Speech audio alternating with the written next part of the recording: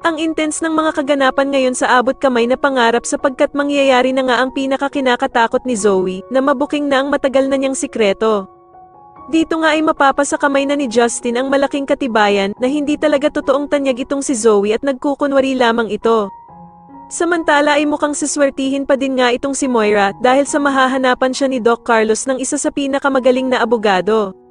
Kaya naman sa sobrang takot nga ni Giselle na makalaya si Moira ay agad niyang pupuntahan si Madam Lotes para humingi ng tulong dito upang hindi na nga daw makalabas ng kulungan itong si Moira. Gagawa naman agad ng aksyon ito ni Madam Lotes at dito nga ay ipapatawag niya si Moira sa kanyang kwarto at tatakutin niya nga ito na hindi na daw ito makakalaya habang buhay. Pero pagmamalakihan nga lang siya ni Moira at sasabihin ito na ang abogado niya nga daw ang pinakamagaling sa buong universe kaya naman ay siguradong makakapagpiyansa siya. Sobrang ikakainit naman ito ng ulo ni Madam Lotes at dito nga ay lalabasan niya ng kutsilyo itong si Moira at sasabihin niya na kung paano nga daw kung tuluyan na niya ito. Samantala ay bibigyan naman ng suspension memo ni Justin itong si Zoe upang hindi na nga muna ito makapagtrabaho bilang isang doktor sa Apex.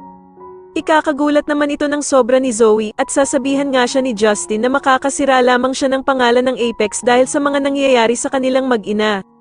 Sa kabilang banda naman ay kakausapin naman ng abogado si Doc Carlos na kailangan nga daw niyang sabihin ang lahat-lahat ng sikreto nila ni Moira upang malaman nga daw niya kung paano sila nito tutulungan.